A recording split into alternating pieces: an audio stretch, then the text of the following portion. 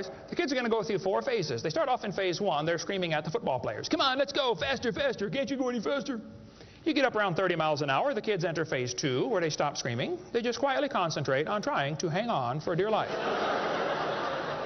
You get up around 60 miles an hour. The kids enter phase 3, where they start screaming again. But now they're screaming, stop, stop, please, slow down. Don't stop, though. Keep going faster and faster. When you get to about 100 miles an hour, you should enter phase 4. That's where the kids begin to fly off the merry-go-round. Now, when this happens, you will notice a very interesting phenomena of physics. If the merry-go-round is going clockwise, when the kid flies off, the kid will be spinning clockwise until he encounters resistance, like a tree or telephone pole. That's because of a law in physics known as the conservation of angular momentum. You see, if a spinning object breaks apart in a frictionless environment, the fragments will all spin the same direction. It's very simple. It's because the outside is moving faster than the inside. And so it keeps the same direction of spin. The professor said, yes, I understand about the conservation of angular momentum. I said, well, good. I'd like to ask you a question then, sir. If the whole universe began as a swirling dot, like you said, why do 2 planets spin backwards? He said, that's interesting. I said, no, that's more than interesting. It's kind of hard on your Big Bang Theory. Not only that, 6 of the moons are spinning backwards. Why? He said, I don't know. Why do you think they're going backwards? I was hoping he was going to ask that. I said, well, sir, I believe it's very simple. You see, I believe in the beginning God created the heaven and the earth, and God did it that way on purpose, just to make the Big Bang Theory look stupid.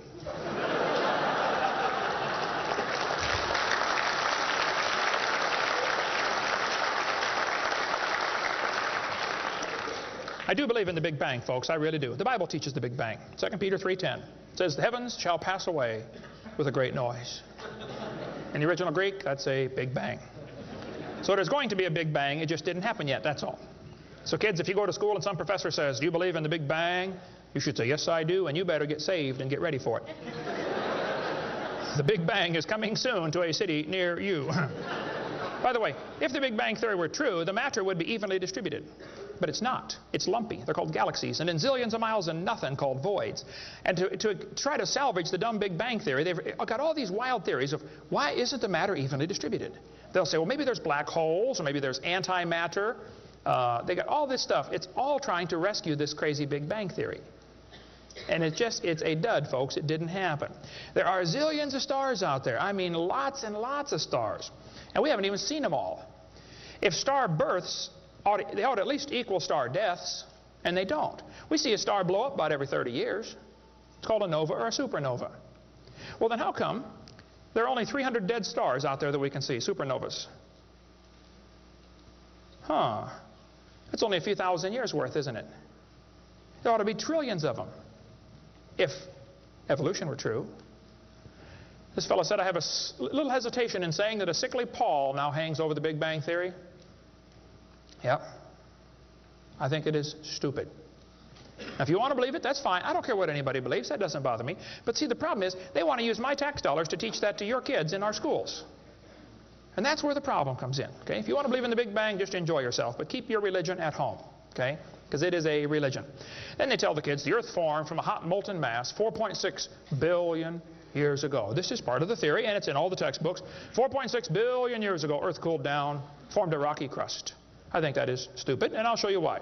Was the earth ever really a hot molten mass 4.6 billion years ago, and it cooled down? This textbook says, as earth formed, the surface was like the moon. There were hot pools of bubbling lava. I don't think so. My Bible says the Spirit of God moved upon the face of the waters.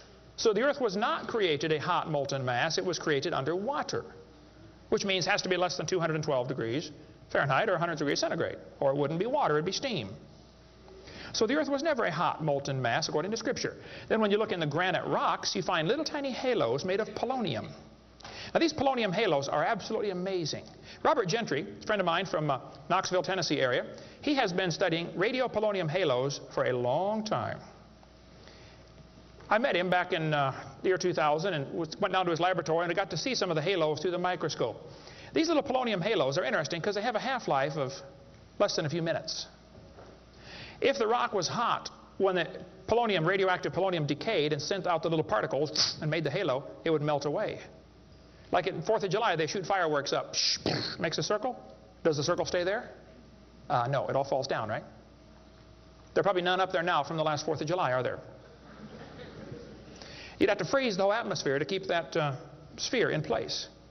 This polonium would have to be decaying in a rock that is already solid.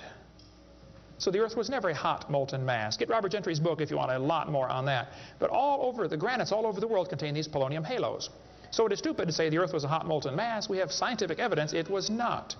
Here they tell the kids, though, the Earth was hot with large pools of bubbling lava, and that is just stupid. It can't possibly be true.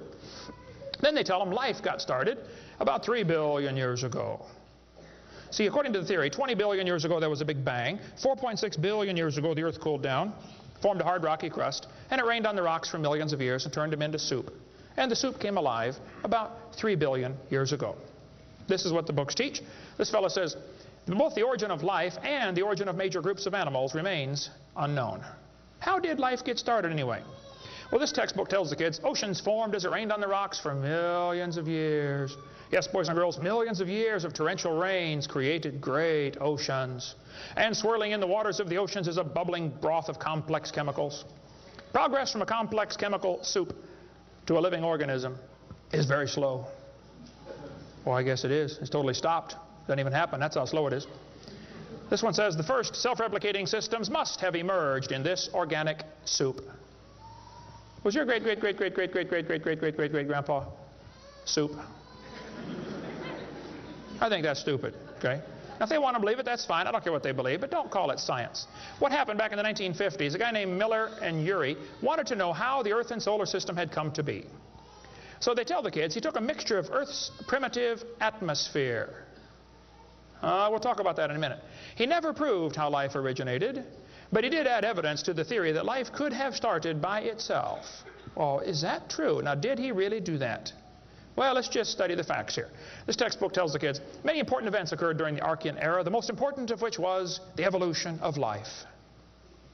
Progress from complex molecules to even simplest living organism was a very long process. Long ago and far away. Fairy tale kids coming up. First living cells emerged 4 billion to 3.8 billion years ago. I like that word, emerged. They use it all the time. Like that explains how it happened, you know. It just emerged. There is no record of the event, they tell the kids. Look, kid, we know what happened and you're going to be tested on this, but there's no proof. Oh, okay. It's not science. First living self-replicating systems must have emerged in this soup. I don't think so. Here's what students are taught in school. This picture of the different glass tubes and flasks and pipes going around, they tell them this is how they made life in the laboratory. He said he studied the chemical reactions of gases that existed in Earth's primitive atmosphere. Ooh, now this is important, okay? Notice up in the upper right-hand corner, he had methane, ammonia, water vapor, and hydrogen, no oxygen. He circulated these gases through these tubes through a spark, supposed to represent lightning. And sure enough, it produced a red goo at the bottom of the flask and had some amino acids in it. They didn't come close to getting life, though. Miller excluded oxygen in a reducing atmosphere because life could not evolve with oxygen. Anything that got together would oxidize. Cut a banana open, lay it on the table, it'll turn brown, it'll oxidize. Okay, so will an apple, so will anything alive. It'll oxidize. So that's why he didn't have any oxygen in the experiment. One of his gases was ammonia. Well, this creates a real serious problem because ammonia is destroyed by UV light. And UV light must be blocked by ozone, which is made from oxygen. I got a problem here. This textbook says several billion years ago, Earth's atmosphere had no free oxygen. Well, that's just simply not true. Ozone is made from oxygen, and it blocks UV light, and ammonia, one of the gases needed for the experiment, is destroyed by UV light. So life cannot evolve without oxygen. But also life cannot evolve with oxygen. Well, I got a solution for that one. It didn't evolve. And by the way, the Earth has always had oxygen, even more than it does today, okay? Air bubbles are often found trapped in amber, like the movie Jurassic Park, you know, where they drilled in and got the mosquito blood. These air bubbles, though, have 50% more oxygen than we do right now. We cover more on that on my video series, videotape number 2, about what the pre-flood world was like and why they lived to be 900 on the blue series of tapes out there on the table. But this textbook says the mixture at the bottom of the flask was rich in amino acids. Oh, come on. That is stupid. It was not rich in amino acids. Let's tell the kids what they really found, okay? He filtered out the product. As this gas went through the tubes, he sparked it, produced this goo at the bottom, and he drew the goo off because if it went through again, it would be destroyed by the spark. Now, in real life, you're not going to get a section of the ocean protected. They say this just happened by chance in the ocean. You can't filter out the product then. Secondly, what he made was 85% tar, 13% carboxylic acid, 2% amino acids. So 98% of his mixture was poisonous to life. I would not call that a success. And there are 20 different amino acids, sort of like 26 letters in the alphabet. There are 20 amino acids. Those amino acids go together to make proteins, like letters go together to make sentences. Mostly he made just 2 of these amino acids. And they bond with the tar and the acid very quickly, more readily than with each other. It was a failure as an experiment. Amino acids are like letters of the alphabet, sort of like building blocks. You have to have a bunch of amino acids to make a protein. Then you have to have a bunch of proteins to make a cell. And you got to have a bunch of cells to make an organism. And one cell is more complex than a space shuttle.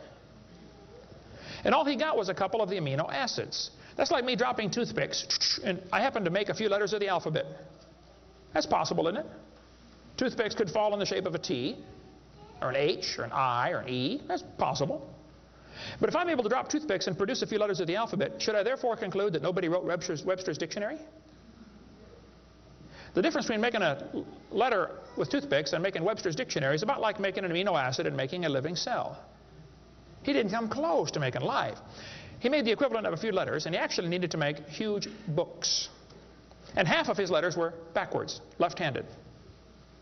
This creates a real problem since the simplest proteins, the smallest proteins, have 70 to 100 amino acids, all of them left-handed.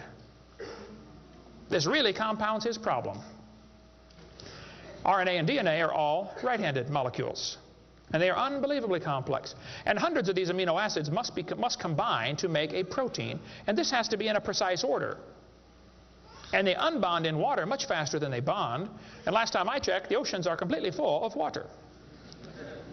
So Brownian motion is going to drive them away from each other, not together. It just isn't going to work. He did not make life in the laboratory.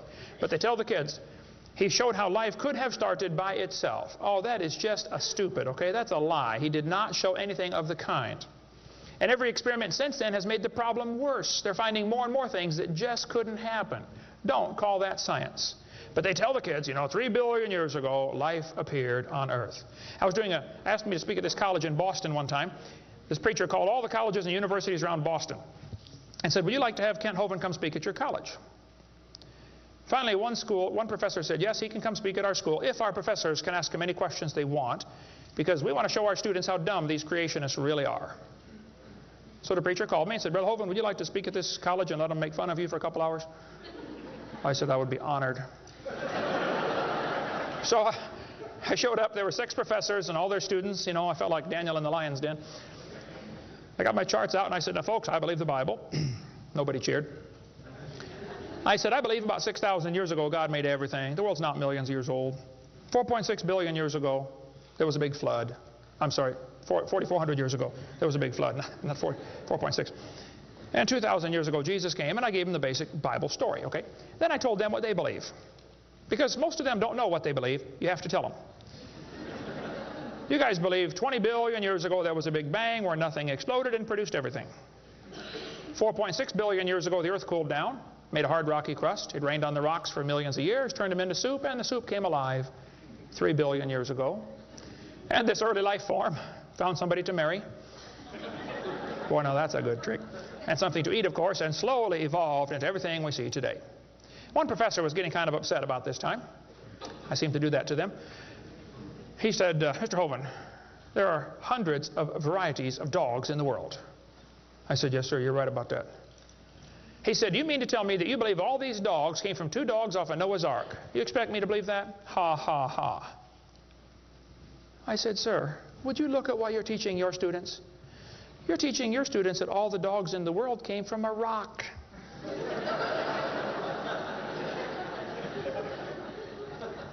had one lady, a woman, come to me after a debate one time. She was steaming down the aisle. Boy, she was mad. Oh, I could tell I'm in trouble now. I stood there quivering in my boots, you know. She walked up and she said,